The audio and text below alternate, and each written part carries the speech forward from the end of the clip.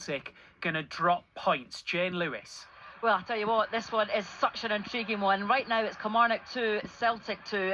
Celtic have done ever so well to get back into this game. The response has been absolutely brilliant with the goals coming from Sebastian Tunitsky and Benjamin Nygren. Kilmarnock, though, they are not giving up the ghost at all. They played ever so well in the first half, and they've had a couple of chances from free kicks as well, just coming ever so close to trying to get back in front of this one. A point really doesn't suit either side in terms of where they are in the table. Celtic, of course, want to be back in that title race, and Kilmarnock fighting off that relegation playoff spot. So they look like they're going for the win, and that is making this game end-to-end stuff. It's brilliant to watch. It's Kilmarnock 2, Celtic 2. Cracking atmosphere there. We will keep you right up to date, and we will also be at Ibrox for the first time today very, very shortly as well. Wales are on the board at last, Molly Stevens. They are. Wales 7, France 19. Finally something to help this Wales crowd get on their feet.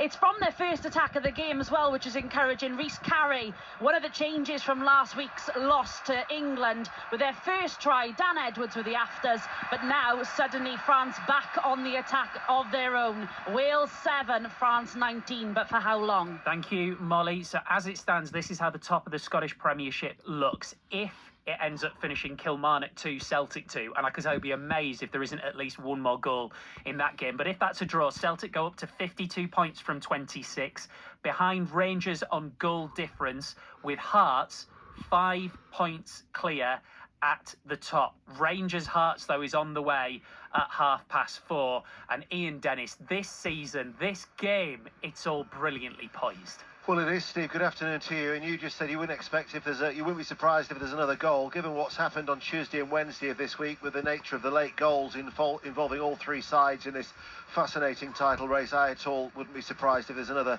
last-minute goal when you think that Hearts scored late against Hibs on Tuesday. We saw Celtic snatch that late win, and then Rangers throw away a 1-0 lead at Motherwell with a late equaliser against Motherwell at Fir Park on Wednesday. So the title race has got many twists and turns, and obviously this opportunity here for Hearts, who are unbeaten against the Old Firm sides. Let's not forget this season they have the best away record in the league.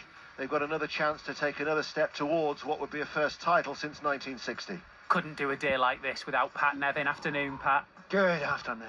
When Hearts were leading the Scottish Premiership early on, if someone had said to you, fast forward to 26 games in and they'll be 5 points clear, you wouldn't have believed that, would you? It would have been a stretch. Absolutely would have been a stretch. Now, we know they were an improving side. However, we've been there before. Remember, there have been times in living memory when Hearts have had brilliant starts to seasons, and then it's petered out, and then even I can remember the last day of the season when they failed to beat Dundee and Celtic won down at St Mirren, if I remember correctly. So, getting this far, considering the power of Celtic and Rangers, is absolutely brilliant. They've been helped with a couple of things.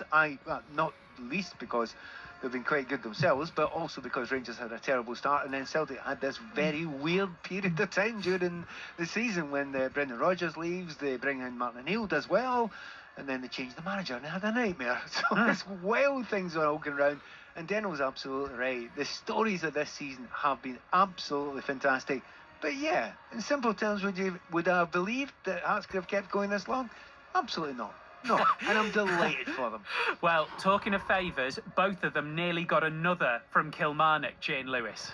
Yeah, absolutely. Tyrese John Jules, who scored, of course, in the first half with that brilliant, cracking effort.